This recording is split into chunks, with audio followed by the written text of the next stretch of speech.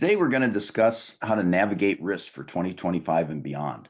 This is the 47th episode in the Crossing Thin Ice podcast series brought to you by Actuarial Risk Management. My name is Max Rudolph, and as always, I'm joined by Dave Ingram. One of the most challenging parts of risk management is anticipating things that will happen in the future that differ from the past. This is one reason we spend so much time thinking about emerging risks. Dave has built up a set of 81 narrative scenarios using four drivers: demographics, technology, levels of debt, and climate change. But we started out with the 11 disruptors that we'll discuss here, looking at potential impacts over time horizons up to 10 years out. Our aim is for the Crossing Thin Ice podcast series to help you with your ERM program and risk knowledge. We hope that you are already taking advantage of our complimentary quarterly newsletter and our webcasts on a variety of risk management topics, and encourage you to share with board members, C-suite leaders, peers, and students, anyone interested in continuous learning and risk management. As a reminder, nothing in today's podcast is intended to be investment advice. We are here to provide educational material on risk topics without getting lost in the weeds. Dave, can you get us started with a couple of emerging nations that we see on diverging paths over the next 75 years? Our first two topics will concentrate on China and India, the two most populous nations in the world, which are going in diametrically different paths right now. First of all, China, with its aging population, slowing economic growth, and evolving regulatory landscape, has a big impact on global demand for goods and services. And we're going to start seeing even more impact on export-driven markets that China has dominated.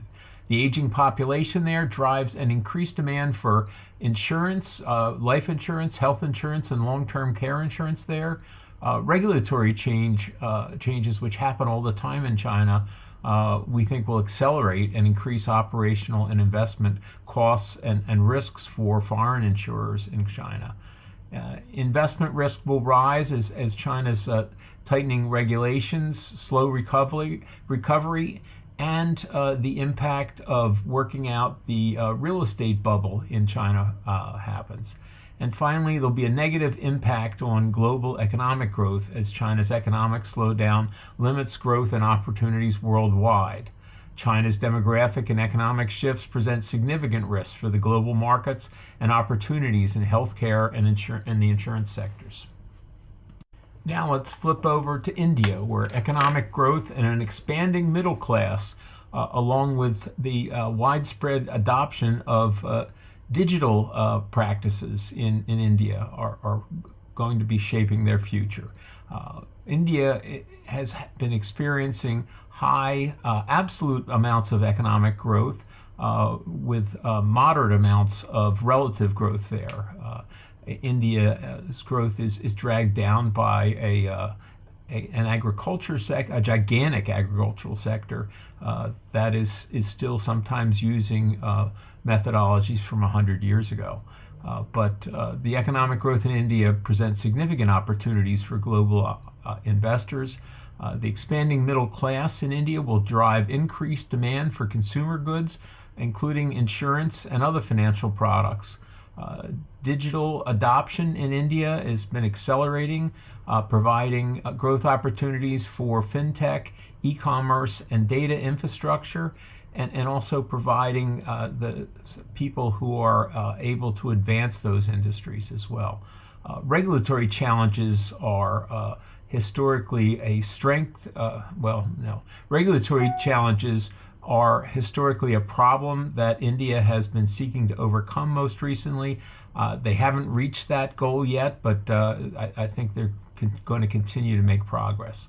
And this will have a positive impact on U.S. exports as India's growing middle class looks to buy more and more American-made goods and services. So India's growth offers both investment and export opportunities, particularly in tech, consumer goods, and the financial services.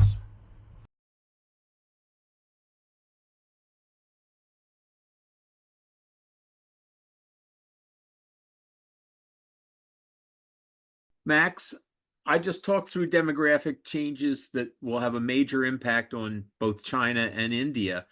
Can you give us a broader global perspective on that? Demographics drive everything from GDP growth to resource depletion. Global populations are expected to peak near 10 billion, up from the current 8 billion people. And aging populations are currently found in most developed countries, but also China, with old age dependency ratios rising quickly from a base of 4 or more workers for each retiree. Something must be done prior to 2100, or the demographic transition will lead some countries to have as many retirees as current workers. Sub-Saharan Africa continues to have a fertility rate above that necessary for a sustainable population, so will play a key immigration role, improving GDP and providing service workers in regions willing to accept them. Historical openness to immigration leaves the United States potentially in better shape, allowing the U.S. to monitor experiments in other countries as they age. Demographics interact with nearly every other disruptor we are discussing, so will continue to be a key driver for economic scenarios. Demographics are like a rock rolling downhill, with lots of momentum and mathematical certainty that can be built into scenarios out a couple of decades. This helps to plan for regime changes as other disruptors are combined with it. Humans have no predators in the animal kingdom, and we react much as any animal with an advantage does. We grow our population until food security becomes an issue, a la Malthus, or fall prey to war or infectious diseases. Spillover diseases have become a problem for humans, but start off in animals, often bats, pigs, or chickens. While Ebola is an example with high mortality, it's hard to transfer to another host. Pandemics have historically been caused by influenza or coronavirus, which spread easily, with about 5 outbreaks per century. We've had 2 severe global pandemics in a period of a bit more than a century, but the timing is random. As humans cut more forest land, especially in Africa, and permafrost melts long frozen viruses, it seems likely that these disruptions will occur more often. From an economics perspective, the 2020 pandemic showed how resilient supply chains can be, as lockdowns did not result in famine and the work from home culture took hold. While pandemics are important, they tend to be intermittent and work with other drivers to disrupt the current regime. The next topic we want to look at is the decline of globalization, accompanied by a rise in population and the supply chain disruptions that are likely to result from that. We see all over the world protectionism and trade barriers going up, slowing global trade, reducing growth prospects in export-dependent economies, and as a result of that, there's supply chain disruptions, which increase costs, slow down production, cause bottlenecks, which make substitution products suddenly much more expensive. So while globalization's decline brings regional opportunities, it's going to hinder overall global trade and create inflation and economic inefficiencies. The next topic is attitude shifts from COVID-19 and the lockdowns. We're seeing increased health awareness, which boosts demand for health and life insurance products and health care.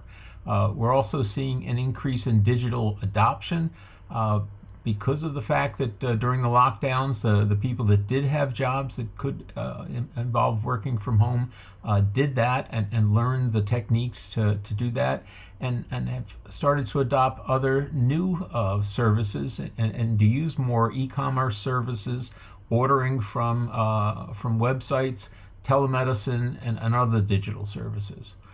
The other effect, though, of COVID was the increase in government debt as governments tried to help the population and keep the economy from swooning by pumping money, borrowing money, and pumping it into their economies all over the world. That's going to have a big effect, and Max is going to talk about that. So while COVID-19 posed its own risks, it's also created growth opportunities in healthcare, technology, and digital services. We want to tell you about ARM's ERM Advisory Services. Our ERM Advisory team, led by Max Rudolph and myself, Dave Ingram, are available to provide a wide range of support to your enterprise risk management program. For example, we have offered a general webinar for board members and executives to provide them with an overview of ERM, as well as a deeper dive into the current risk concerns and risk management practices in the insurance industry. We are now working with several companies to create a bespoke version of these webcasts to allow us to tell their board about ERM with a focus on exactly what they are doing. We're happy to discuss your situation and how we might provide you with the help that you need to move forward, drawn from our decades of experience working with insurer ERM programs. Many of these disruptors interact. If you have a job, inflation becomes top of mind, especially for those who aren't the one percenters. Many know how much a gallon of gas or a dozen eggs costs, forgetting recent price volatility that left money in their pocket just recently, and ignoring wages that have increased by just as much as inflation. Tax cuts in 2018 and helicopter money during the pandemic led, not surprisingly, to inflation. Given the high levels of debt, I was personally pleased that inflation did not reach double digits, falling back from 9% quite quickly. Others will disagree, but the Federal Reserve seems to have done they have a very hard job, and they seem to have managed their levers pretty well. Inflation tends to be cyclical, with governments reacting when the metric gets high and potentially changing multiple times within a regime. Debt levels historically peak during war and are reduced during the stable period that follows. With debt to GDP now over 120%, the economy is very fragile, with fewer levers available for Congress or the Fed to use that will work. Historically, values above 90% put an economy at risk of default, devaluation, or hyperinflation. But there's been a get out of jail card so far. For your currency to fall, it requires another currency to rise, and other countries are no better positioned than the US. The reserve currency seems safe despite itself, unless there's a full-scale war or global depression. It is rare for a regime to change based on a loss of confidence in the currency, but when it does, they write books about it and study it for generations. Dave, you've been looking at artificial intelligence for a while now. Along with the expansion of current conflicts, technology is at the top of most surveys about risks of concern right now. How should we address these concerns? The next topic is advances in technology and artificial intelligence. In the insurance sector, we're going to see a big jump in the usage of AI in underwriting claims and perhaps even in investment management, which will reduce costs and possibly even increase effectiveness there. There'll be new investment opportunities, particularly directly in the technology-driven sectors, like artificial insurance, but also to include renewable energy and insurtech. Problems that are associated with this, though, will be related to data privacy and cybersecurity, where the risk will rise as the companies start to collect more and more personal and financial data. We also expect to see increased financial market volatility as the AI trading leads to a higher frequency of transactions. But all in all, there'll be positive long-term economic growth from the productivity gains that are seen across many industries, especially in technology and service. And our next topic will be international conflicts, which amplify geopolitical instability. There'll be disruptions. There'll be continued disruptions in global supply chains, which leads to higher costs and business interruptions, particularly in conflict zones or near it. There'll be higher defense spending, which boosts growth in the defense sector, but also diverts resources from productive economic investments. And there'll be capital flight from unstable regions, which increases volatility in global markets as that capital finds a home somewhere else, which will impact both emerging markets and developed markets. And there'll be an increased focus on cybersecurity. That's a new weapon in warfare. And as conflicts escalate, that weapon is going to get better and better, and we're going to find that weapon is being used after the conflicts end for financial purposes rather than just war purposes.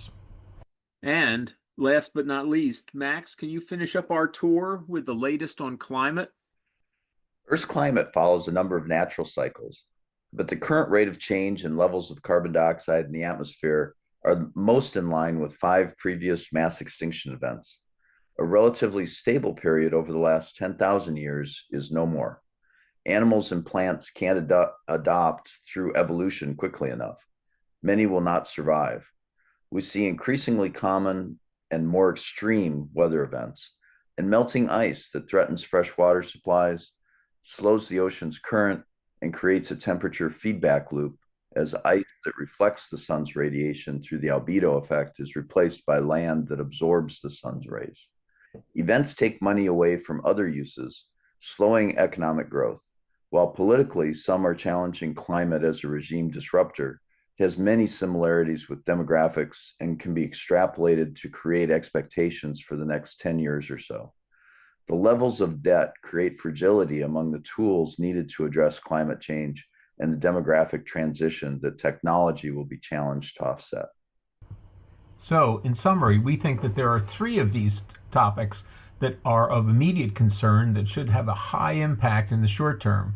And those are international conflicts, which amplify geopolitical instability, advancements in technology and AI, which have a big impact on all aspects of our lives, and the decline of globalization, which is driven by the rise of populism and which causes supply chain disruptions. There's another 5 of these topics that we think will have medium impact in the short term, but should have very high impact when you're looking at the long term. Those include demographic transitions as the global population peaks and dependency rates rises, China's aging population and slowing economic growth, and the evolving regulatory landscape there we think fits that profile. High levels of debt that create fragility in global finance with systemic risk. Climate risk, we think, fits into that category. We're starting to see it have an impact on a season-to-season basis, but we think in the long term, you're going to see the high amounts of extreme weather, changing patterns of excessive rainfall and drought, and high costs to fix and mitigate. And then the 5th risk in that category is India and the coming economic growth there, the expanding middle class, and the digital concentration of India that we think will have a medium impact in the short term, but a very high impact in the long term. The rest of the topics we covered will have a medium impact, short and long term, or possibly a low impact one of those time periods. Hindsight often defines regimes. They seem to last about a decade. Think of how you would describe the period following World War II or the late 1970s. Many regimes are given names like the Gilded Age or Reconstruction. The topic of regime change is becoming increasingly important.